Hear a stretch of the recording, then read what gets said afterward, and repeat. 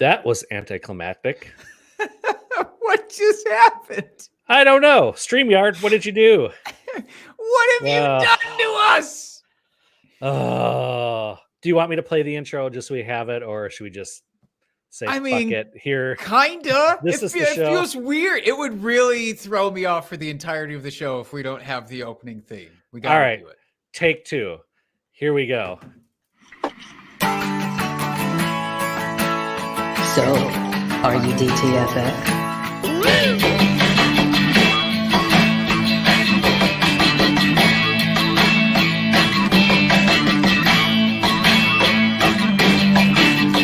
Once again, here is Drinking and Talking Fantasy Football with your hosts, Dustin Lunt and Jake Trowbridge.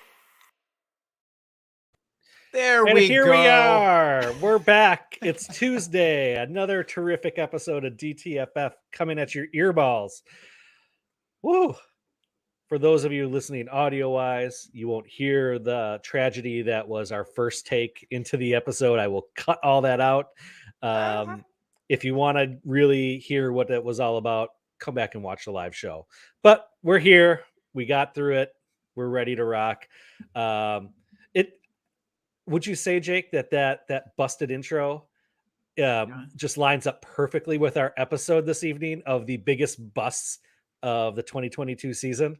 Did you secretly do that on purpose? Is that what I'm finding out right now? I wish I was that smart to be able to do something like that. Unfortunately, no, that was not planned out by me. Just a lucky and great coincidence. Sure, we'll go with that. Mm-hmm. Yeah, so we're gonna have a great show here. Even in spite of the technical difficulties here getting going.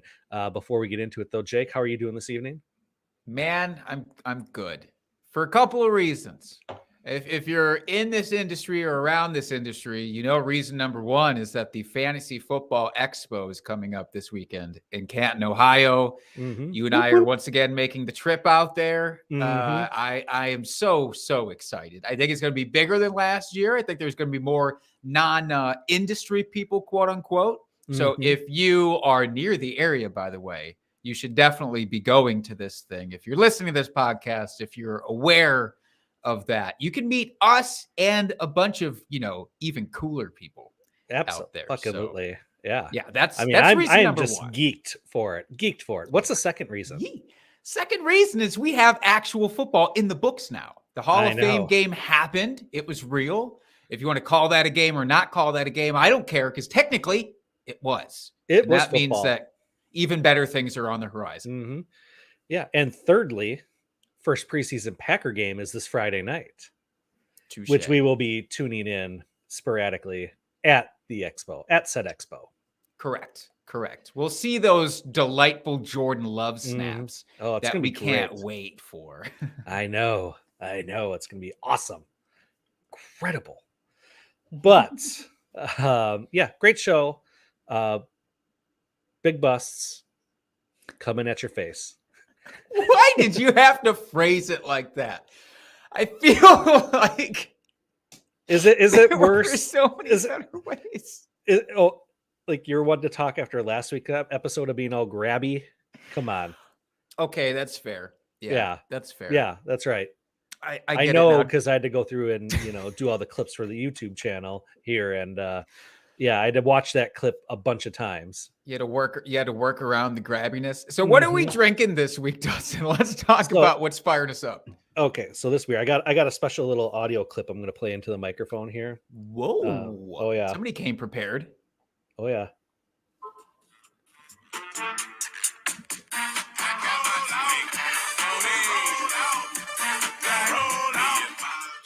All right, so our beer this evening is called Indeedly. Roll out. It's got a bear with a popsicle on a bicycle with a keg in the back. This was picked out by my lovely wife at the liquor store. She's like, we had to stop there to pick up wine, and she's like, "Do you need a beer for the show?" I'm like, "No, I've got one." She's like, "Well, let me pick one out for you guys." I was like, "Okay, go ahead." So yes, this is called Rollout. It is a hazy IPA with Mosaic, Simcoe, Citra, and Amarillo hops, coming in at 7.4%. This is a bit of a doozy. It There's is. so many words that I don't know from that description, and I can't. I'll never be that guy. I'll never be the guy who understands the different hops. I'm just gonna have to be okay with that. Mhm. You know? I can't say I I'm- know all the differences with the hops either. Right. So it's fine. But I know what I like, and I like a bear riding a bicycle with a lollipop and a keg Mm. on the back of it. Yeah. Honestly, smells I good. don't. Does it? Yeah, it smells good. Yeah, sure. Yeah, Yeah, sure. it smells nice.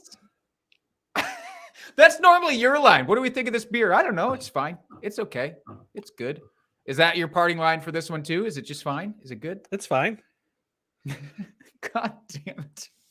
Hi, Daddy. I'm hi, Joining the Daddy. show.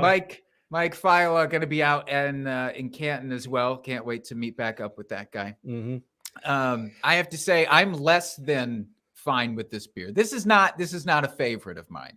It's a weird hop combination to me. It's too bitter. It's too bitter for a hazy. I will agree. Hazy are Yeah. supposed to be more juicy and luscious, not that like West Coast bitter IPA. And that's kind Where's of my what it really juice? reminds me of. I'm lacking my juice. Yeah, I'm not my the juice. biggest fan either. I will get through it because I'm a fucking champion. But You're a professional. That's right. But I would not buy this beer again. 0 of 5 stars. That's not true. It's not that bad. It's not that bad. I mean, it's not like a 2.5. Yeah. Yeah, it's like a 2.5 to 3 range. Yeah. I'll give it a 3. I don't want to be a dick. I'll give it a 3. I'll give it a 2.5. Yeah, it's not the worst beer we've had on the show. Let's be honest. It's just not our flavor. Let's put it that way. That's fair. Now that type of comment, it's not the worst that we've seen on this show, is a pretty common refrain for this next segment too, by the way. Dare we get into our drunk trade of the week? Yes, let's us do that. Drunk, hammered drunk. Drunk trade of the week. We got a fun one here, Dustin. Fun, maybe not the trade itself. The trade itself, whatever. We'll talk about it. But I love the setup to this one. This is very interesting to me, and It's something like reading that a I book. think I'll read it to you. Don't you Okay, worry. Good. Yep. You don't have to worry that I'll pretty sit little back head and of enjoy yours. this beer. All right. So this one comes to us from Reddit, of course, from unable-cattle6448. I will never get tired of the names that come in from Reddit. I swear to God. So this person says, at the end of the season, our league gets together to drink and we reopen trades that night. So there is a portion of the season, I'm guessing, the lead up to the playoffs and then including the playoffs. They shut it down, which makes complete sense. You don't want people getting on the fringes of conspiracy talk, like you don't want any hinkiness there. So they shut it down for a little bit. They reopen it up on this magical night where they all get together to drink. Usually ends with at least 3 to 5 deals getting made, they say. I won the league. That is very fun. That's a great way to reinvigorate the league there. While you're coming down from a high, potentially, as this person was, because they won the league last year, sold all my draft capital mid-season. So end of this season, they're a winner. Good for you. But they sacrificed their future to do it. But what matters, you got the win, right? That's now, right. here's the trading part that happened. So they participated in trades, ended up trading T. Higgins and Antonio Gibson for the 107, a 2023 first, the 206, the 208, and the 2023 second. So lots of 2022 picks, which I'm assuming are already in the books here, and then some potential for 2023. Turns out this was the beginning of me blowing up my championship roster and entering a full rebuild. So I ended up trading back for T. Higgins a few weeks later. So a bit to unpack here with this. First, before we get into the trade, just this concept of the league get together at the end to drink, I like that. have some merriment, get trades going again.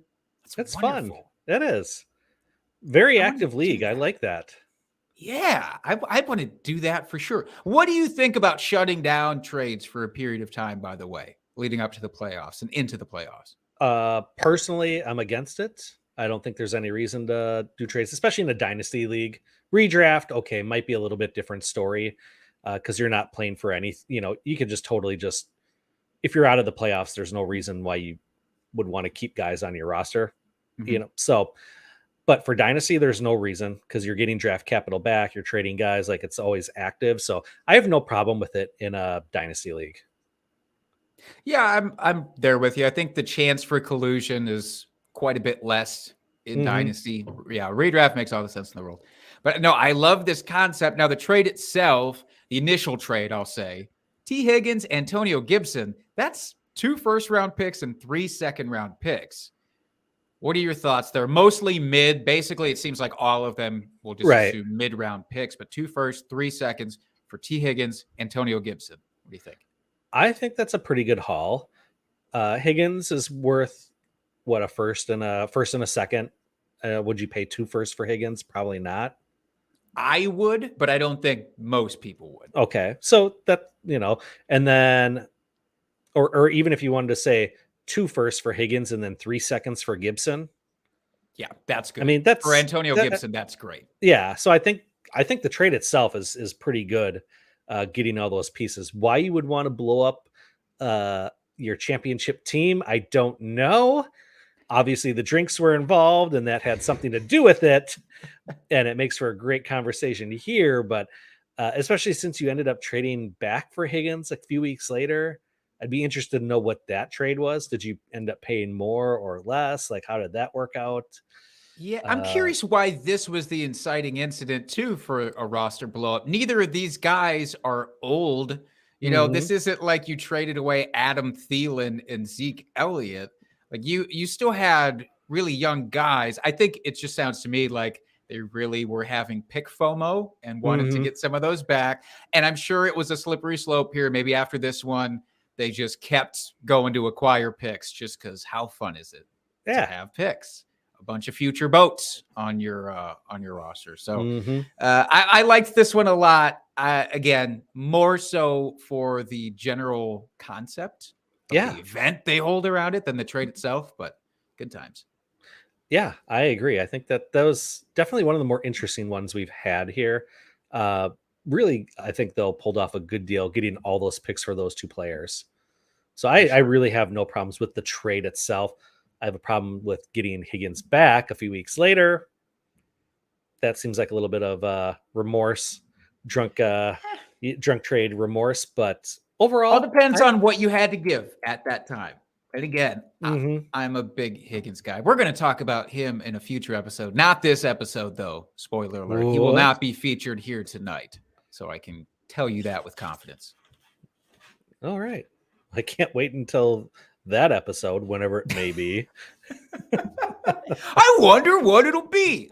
All right. But do we want to take our turn to negative town here for the evening and get into these busts? Yes. So I want to preface this just for all of our listeners out there. When we're saying these guys are busts, this means they are not necessarily going to be bad for fantasy football this year. They could be. They very well could be.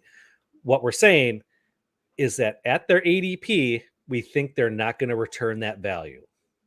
That's all we're saying. Am I correct? Yes. And I would go so far as to say nowhere close to that value. Yes. So again, not like, oh, they'll be completely useless this year. I don't think that's what we're going for here. Although we should come up with a completely useless list for a future episode. That would be a lot of fun. But no, you're exactly right. This is don't draft them at their ADP. They're not going to come close to that value. So with that being said, Jake, do you want to start or shall I start? I think I typically start these, and I would like to flip the table. I would like you to get us going on this one. Okay. Just trying to find the ADP list here. If I was a real great podcaster, I would have this all pulled up ahead of time. Even a decent one, I'd say. Even trying to do it here. But I did find it. Turns out I was on the MLB tab instead of the NFL tab, which would make it much more difficult to find the ADP I'm looking for. Just a little bit. All right. Who do you want to kick us off with here? I'm going to start we ended with wide receivers last week. Mhm. Let's start with them this week. I like it. How about that? Yep. So my bust for wide receivers is the new Dolphin Tyreek Hill. Currently going at ADP wide receiver 8 overall, and is going as the 19th pick overall. So middle of the second round. Still early. 12, Right. 5, 5th pick in the second round. So yeah, mid second round, I guess you could say. Anyway, yeah. So Tyreek, here's my problem with Tyreek. And again, don't think he's going to be bad for fantasy, but we've seen receivers going to new teams traditionally have not done well. I know there's been a few exceptions in the last couple of years with with Diggs and Hopkins going to their respective new teams. They've done really well, but traditionally you don't see that happen. I do have questions about Tua. While I do think he's going to improve, I honestly don't know with what we saw out of Waddle last year and his ADP this year. He's also being drafted very high. I don't know that Tua can sustain 2 top end wide receivers, especially in the top 10, where they're both essentially being drafted. I think if I pull up the ADP by wide receiver here, we'll see Waddle is going at 15 overall. So 7 spots later, which is not that big a gap for 2 wide receivers on the same team in what we have never traditionally seen as a high powered offense. And they've got 1,000 running backs on that team. They're going to want to try to run the ball. I just don't know where this volume is going to come from. And I know Tyreek, he can take a short slant and take it to the house at any time. Like we've seen that. I just really question. He's going from arguably one of the best quarterbacks in the league in Patrick Mahomes, super accurate, very mobile. They had a good repertoire going there, to Tua, who, while has shown some improvements, he's not nearly as mobile as we thought he would be coming out of college. And granted, probably some of that's probably just coming back to form from injury. So I don't want to just say he's not mobile at all. But I don't know. I just got a bad feeling about this, and I feel like he's being way overdrafted. And I could honestly see him not being inside the top 12 this season for wide receivers. It wouldn't shock me if come end of the season that Waddle's the one in the top 10 and Tyreek is in that 14-15 range. But I don't think they're both going to be that high either. Honestly, I don't see that. I think Waddle's going to be the one. He'll probably be just outside the top 12, if I'm going to be honest. And Tyreek will probably be like a low-end wide receiver 2 at best. I was just about to say, I think this is a case where we have 2 top 24 guys, and neither of them is a top 12 guy. Mm-hmm. And so at this point, with the golf in their ADP, it may not be significant, but a couple of rounds makes a big difference. I would take Waddle. It sounds like you would absolutely take Waddle above Hill. Mm-hmm. At ADP, absolutely. Yeah. Yeah, it's weird for a guy like Tyreek Hill to be coming on here and calling him a bust, but I'm with you on this. I've mentioned it before that I don't really believe in him this year to the extent that everybody else does. Mm-hmm. There's just so many other wide receivers I would rather have above him at their cost. So that's unfortunate for those listening who love Tyreek Hill. It's also going to be unfortunate for anybody listening who loves Terry McLaurin, because he is my wide receiver bust for this year. Terry McLaurin, the argument for him is Carson Wentz. That's it. That's the argument for Terry McLaurin, is he is playing with the best quote unquote quarterback that he has played with to date. And when you stack Carson Wentz against those other guys, sure.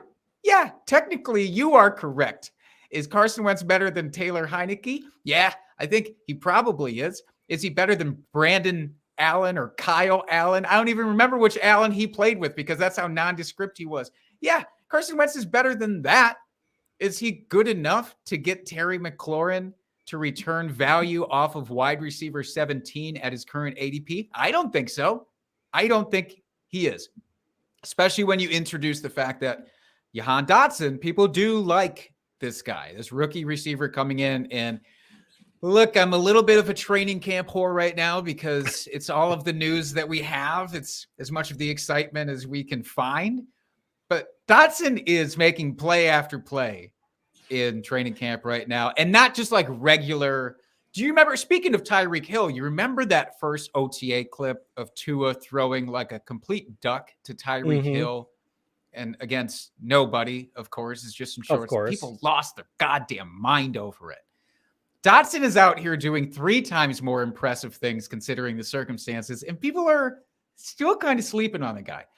Terry McLaurin has never been a top 12 guy overall. The thought that in this offense, where they have just added more running back depth, suggests to me a little bit more of an attempted balancing act there on the offense. The fact that Carson Wentz is going to be the savior of Terry McLaurin is not something I'm willing to buy. I think that McLaurin is a talented dude. I just don't think he is an elite talent, and therefore I'm not going to be taking him at that cost. If I'm going to take somebody, it's going to be a dart throw on Dotson, who will be tail end of drafts. Possible that he's undrafted in your standard redraft league.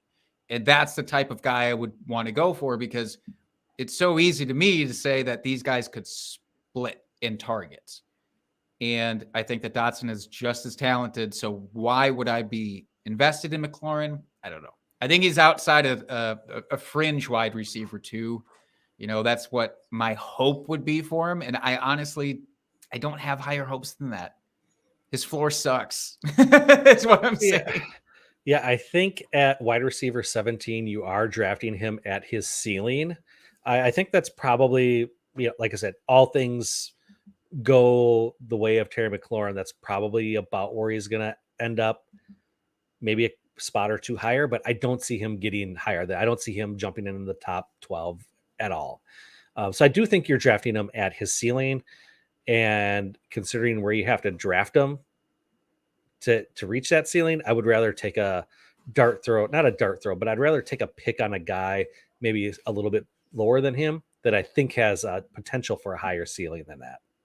Yeah. And by the way, I just checked because I put this in yesterday. He's already moved up a spot to wide receiver 16. The people won't listen. They have Wentz mania, Dustin. So at this rate, he's going to be wide receiver 12 by the time you have to draft him. And God forbid. I won't take him there either. So that's fine. Here's a good one before we move on to the next position real quick. Jalen Waddle and Terry McLaurin are going back to back at their ADP. So are we both saying that we would take Waddle over McLaurin? Yes. Okay. I would. So I'm saying that as well.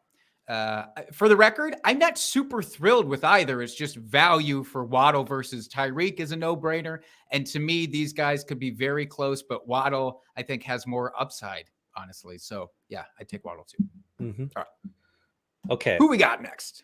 Let's move to our favorite position, the tight end position next. Oh, okay. I know. Did you see what I did there? Huh? Yeah. You like that? So this one, I really struggled with this because as I was looking through all the ADP, and just for the folks out there, we are using Fantasy Pros consensus ADP to pull all of our data here for this show.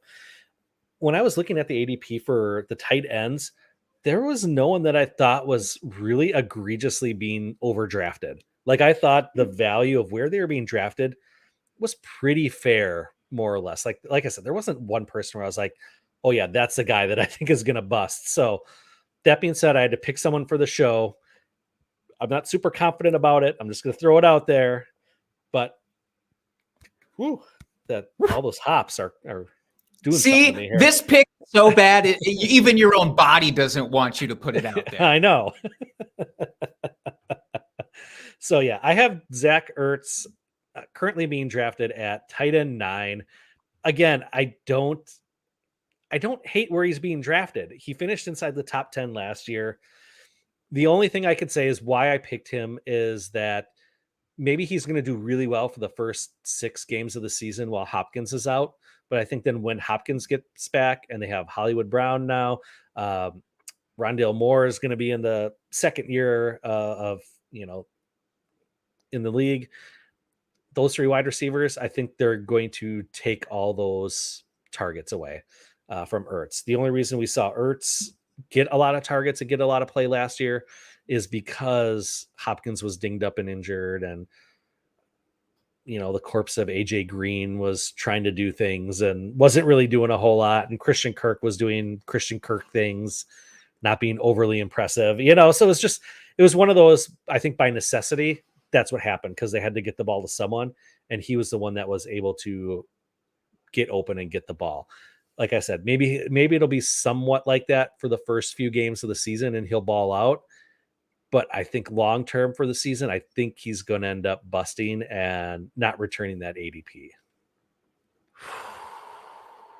Like I said, I'm not super confident about this. But it is what it is. I hate it. Whoop. I hate it.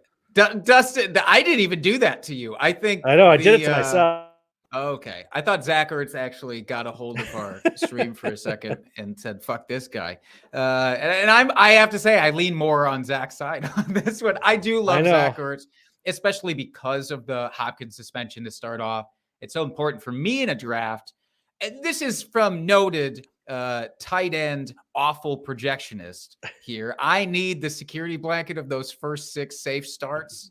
And so if I can get a guy at tight end 9, middle to late rounds that I feel comfortable with, I'll be doing that. Yeah, but I will say, to your point, what happens after Hopkins comes back is a little bit cloudier.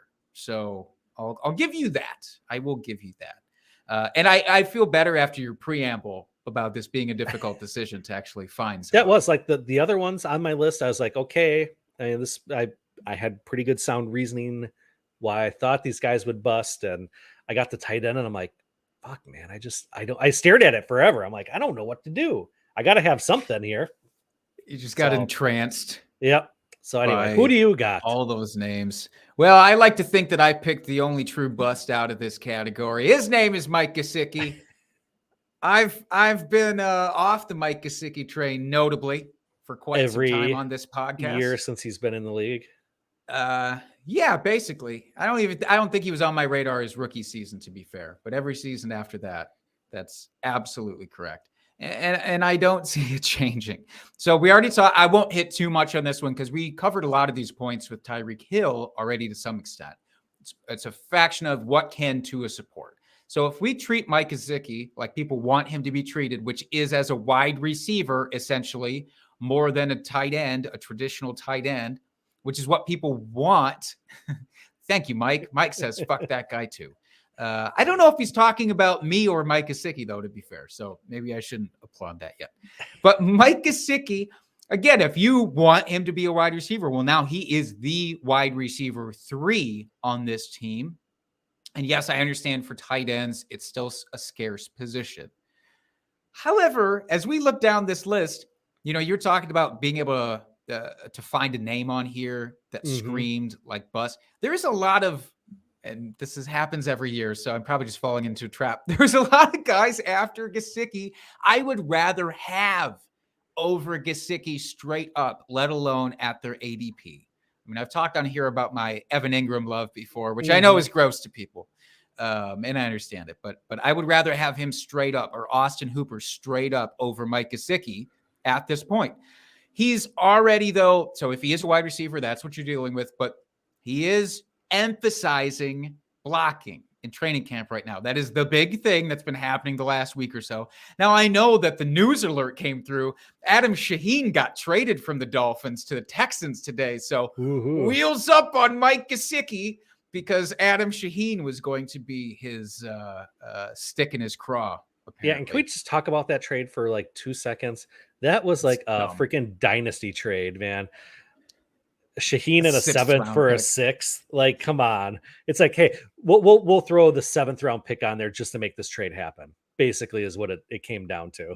It's so terrible, and I don't know why the Texans.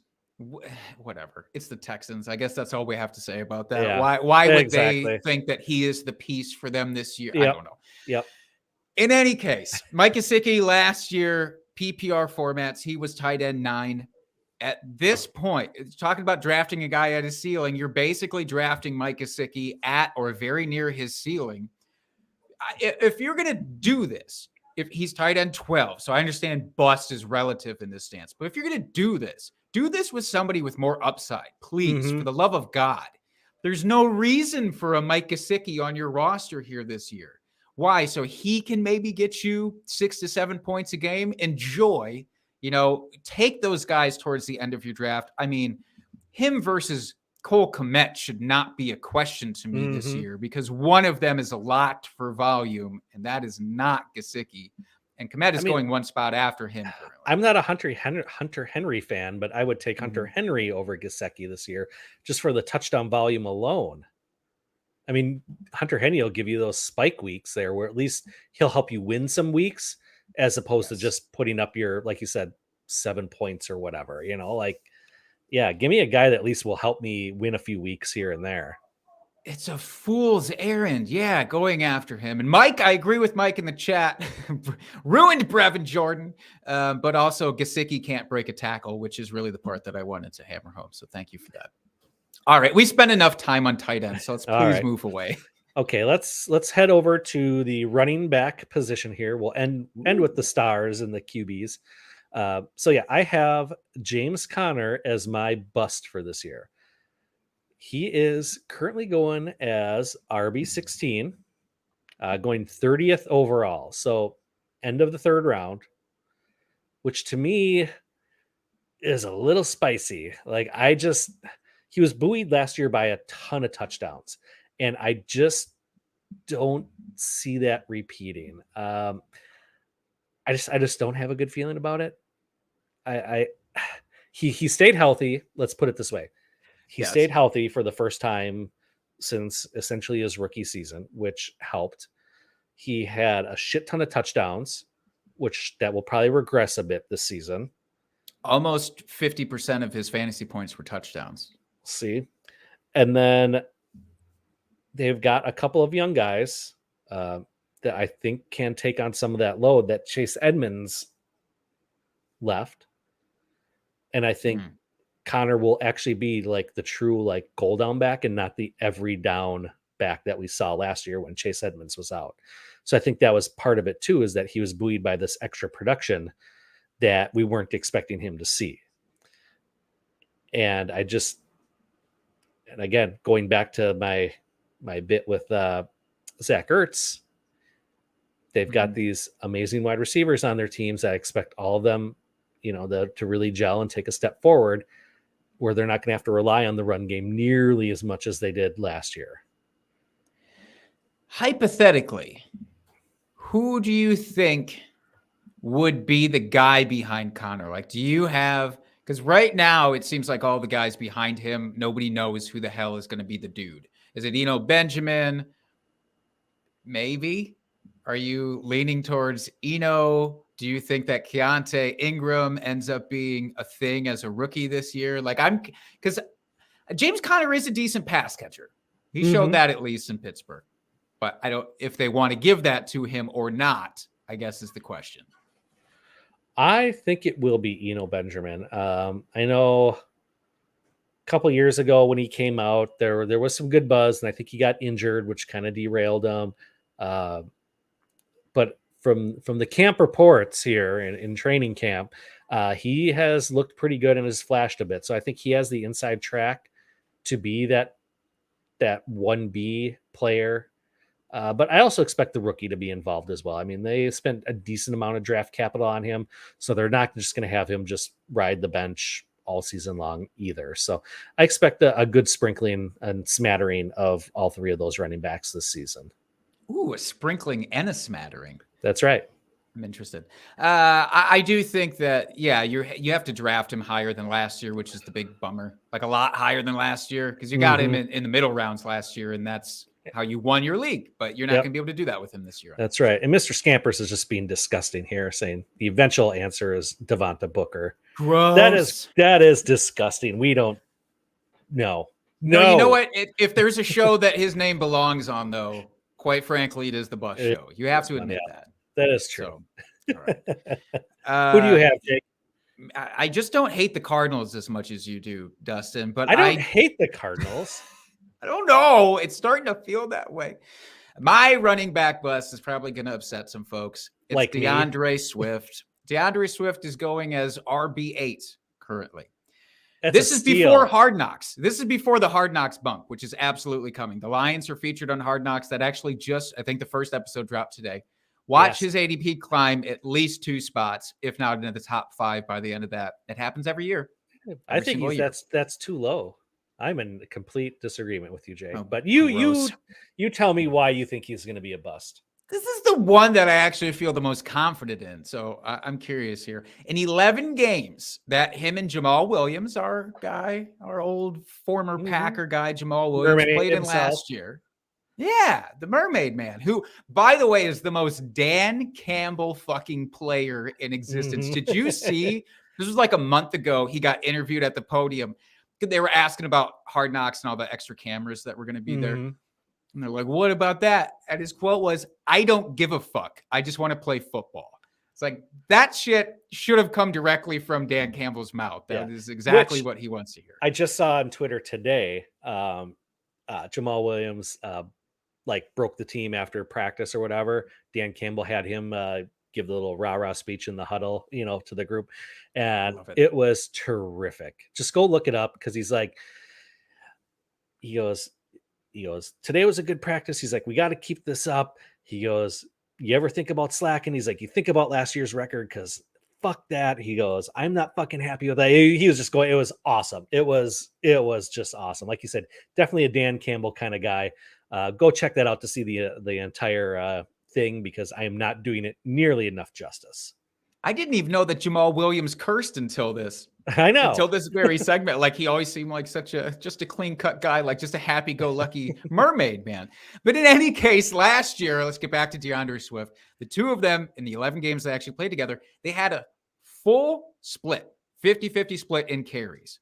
Jamal Williams got more of those carries inside the goal line. It was 46% to 36% in favor of Jamal. They both played the same number of games. So it's not an argument about DeAndre Swift's injury. They both played 13. So if that's what happens again this year, and again, I don't think Jamal Williams is going anywhere, then it has to come down to targets, and only targets for DeAndre Swift. That's where he's going to win you, right? Last year, he had 78 targets in 13 games. That's what wins you leagues. His only competition at that time was Amon-Ra St. Brown, who didn't catch on until halfway through the season. TJ Hawkinson, who was just kind of there. That's, sorry, TJ, but in terms of like pure athleticism, he was just there as a guy. Everything else was a dump off to DeAndre Swift. DeAndre Swift literally had a 0.0 ADOT, average depth of target. It was just nothing. Okay, take it.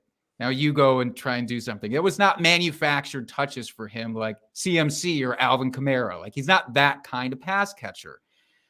He also had his numbers inflated when they started 0-8-1 under Anthony Lynn.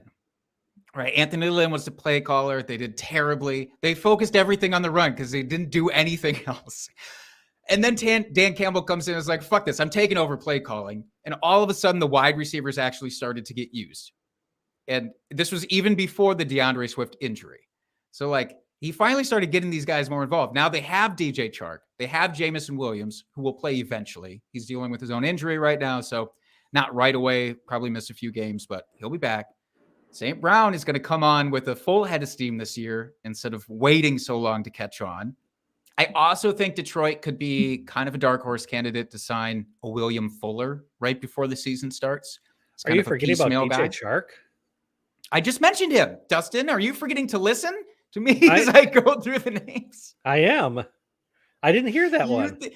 Oh, yeah. No, DJ Chark too. I thought for a second that you were going to say Will Fuller is irrelevant because of DJ Chark, which is just silliness to me, because Will Fuller would only play the 6 games anyways. Those are the games that they need him for here, and those are the games that he could potentially take targets away from. But even without Fuller, the competition is way too severe. He's not getting enough goal line attention to make him a touchdown guy. So I don't see 78 targets in 17 games as any sort of lock. I'm very, very nervous for DeAndre Swift. I'm not putting him inside my top 12 guys right now. Ooh, I will make a beer bet with you. In Let's 17 do games, it. he gets at least 78 targets. Done. I love that. I'll put that on paper right now. Yes, I love it. Money in the bank. All right. Oh, that's how What if he confident gets- I am. I hope he gets 77. I hope he gets 77 targets. And then I just want to bring this clip out from the dead and play it Go as ahead. you try to fall asleep at night. I'm Go going to ahead. play it in your ear as you try to drift off. Now, All right, counterpoint. let's. Should I pull up the clip on YouTube from when we talked about why DeAndre Swift could low key be the number one running back this year and not a bust at all? Yeah, we absolutely can. But with new information, Dustin, and new analysis, you have to reevaluate things. I would encourage you to do the same. I will take it under advisement, but probably not in this case. All right. But that's what makes this show terrific. We don't have to agree on everything. Yeah, it's not built into our contracts. We don't have to That's do that right. shit. All right, Yeah. take us home. Contracts. I almost All feel right. like you should be the last person to go with this one, but all right. Yeah, Hit it. that's why I saved quarterbacks to last, because I knew this was the spiciest of all the busts we have here. So my quarterback bust. And again, I just want to remind everyone, not returning ADP. Not that I think this is going to be a total bust quarterback 32 in the league here. All right. Just not returning ADP value, because I'm sure I'll get a lot of hate for this. My quarterback bust. Patrick Mahomes. I know. The shock. I could just feel the shock out there in the Twitterverse. Like, what? He says he's going to bust. Okay. He's currently going as QB2, which any other given year, I wouldn't have I wouldn't have a issue with this. I'd be fine with it. But I just, as we talked about, he lost his number one wide receiver in Tyreek Hill. Mm-hmm.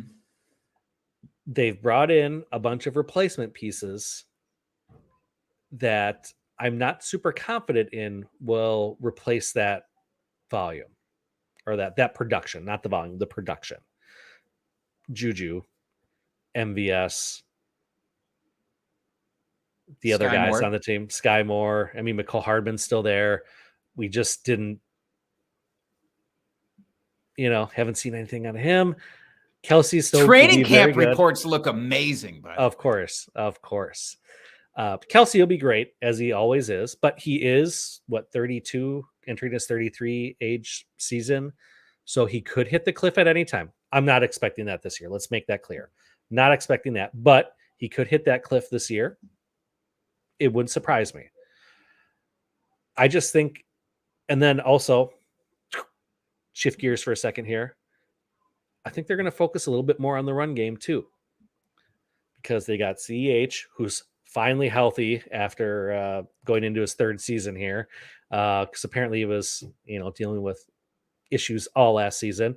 They brought in Ronald Jones, who is a thumper, not a pass catcher. He's a thumper. And Isaiah Pacheco has been looking great in camp as well. And lining up in the slot, I might add, so he could and take Sky Moore's lining up in the backfield, so he can be it's rushing crazy too. world. My point with all this hyperbole is I think the offense is going to change a bit from what we've seen previously. They have a much stronger defense as well, which I know isn't necessarily fantasy related, but if it affects how long the offense is on the field or how much the offense is on the field, that in turn affects fantasy production, or could. While I do like the division they're in, and I do expect a lot of shootouts there in the AFC West with all the high-powered offenses there, I feel like drafting him at QB2, again, he's not going to be returning that.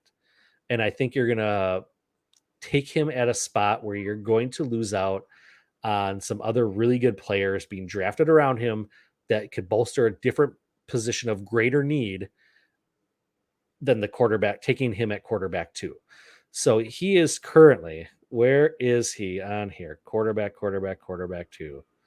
Are you making a song out of this?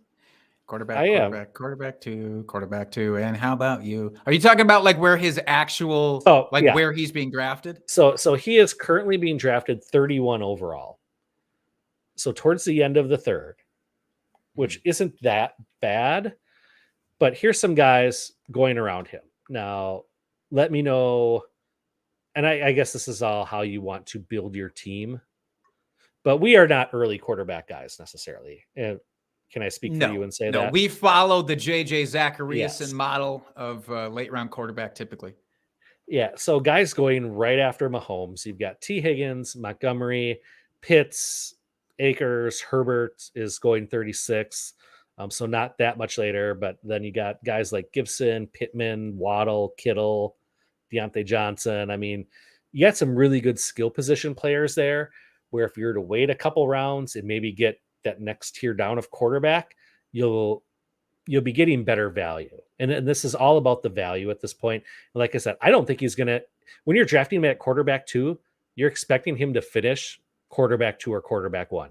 Anything lower than that, and it's you're not getting that value. So I can't see him ending up as a quarterback 2 this season. I just don't see it.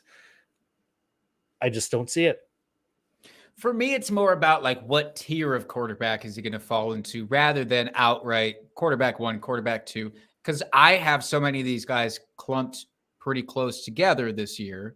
I mean, he's right in the same window as Kyler Murray, as Lamar Jackson, as Jalen Hurts. Shocker. So you're looking at more low-end QB1 than a high-end QB1. All of those guys are going several spots behind him, or at least a couple of spots behind him. Like they're all below him in ADP. So I think part of this is just simply how much more value can you get at quarterback outside of Pat Mahomes. But I am not willing to say that like he's going to fall off in any way because of Tyreek Hill. I think it'll actually be pretty comparable to what we saw last season. I think it's just going to be spread around more.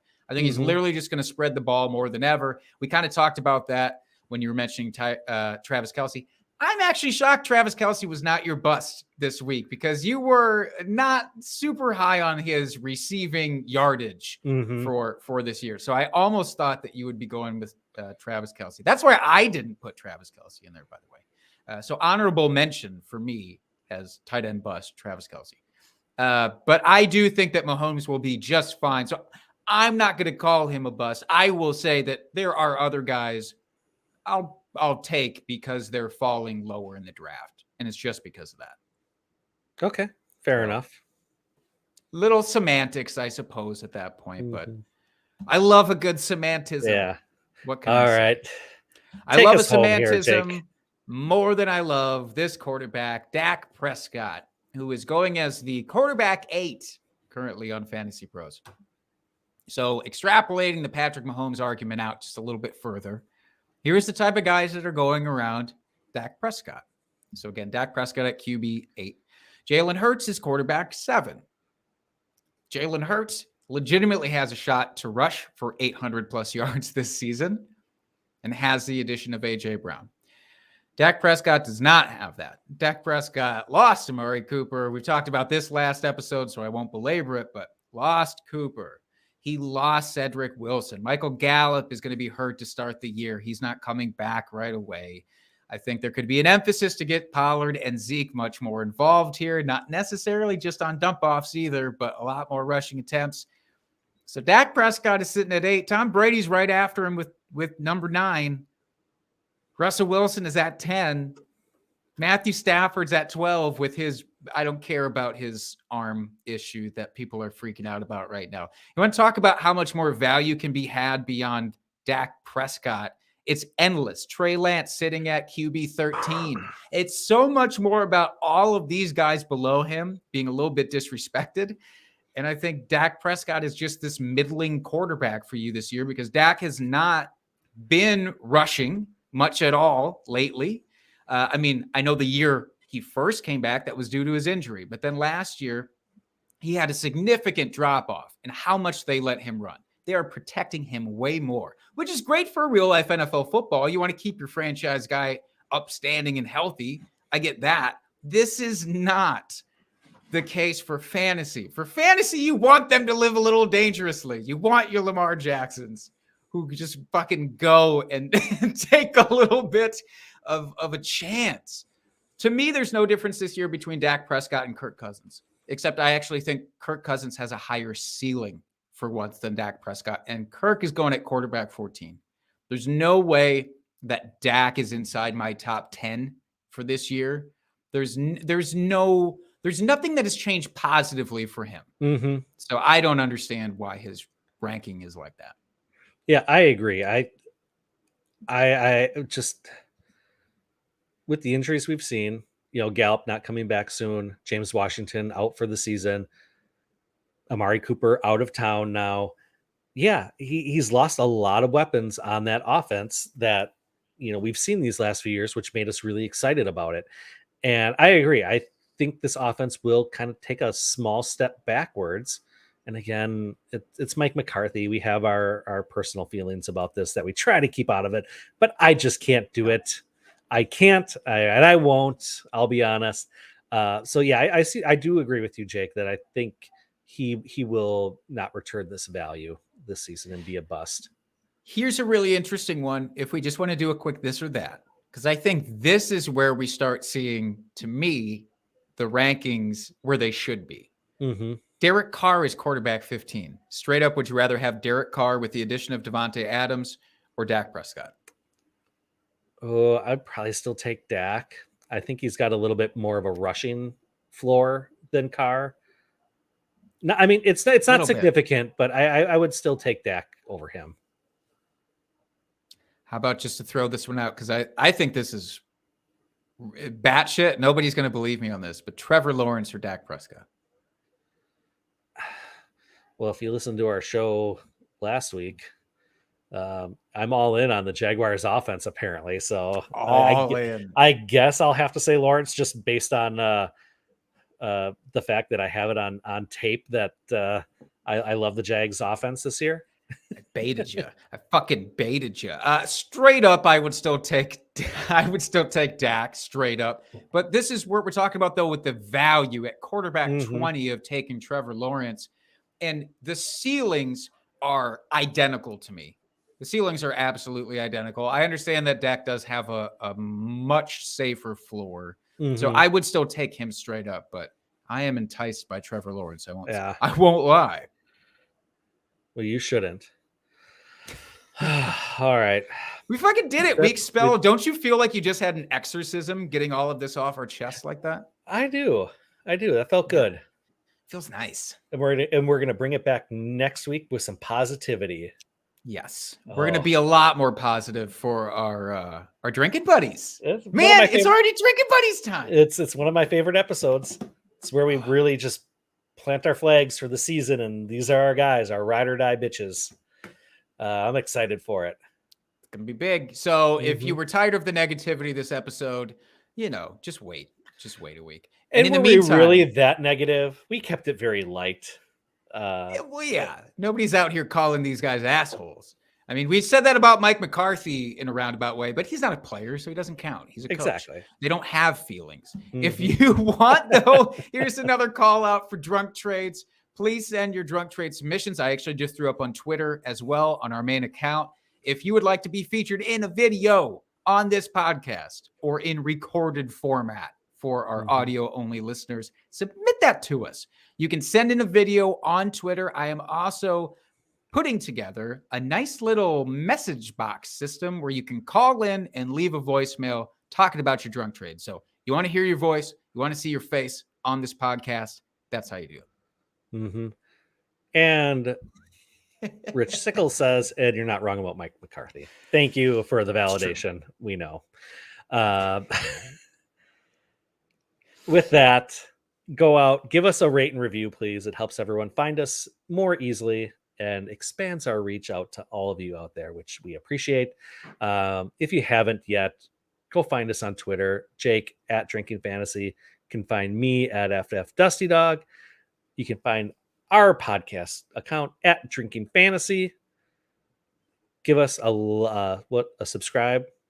Yeah, just Subscribe click to all the our- buttons. Whatever Yeah. the fucking button is, just click it. Yeah, If it's a subscribe to our a YouTube notification. channel. Yeah. Yeah, click the bell, get notifications when we go live, like we are right now. You can see us interact in the chat. Shout out to everybody in the chat tonight. You guys were awesome. Made me laugh multiple times here. So thank you for that. You guys were awesome. If you want to be part of the chat and see your comments posted up on the live stream, join us here. And until next week, and hopefully we see you this weekend at the Expo. But if we don't, join us next week. Same great time, same great place, and keep drinking and talking fantasy football. Cheers, FFers.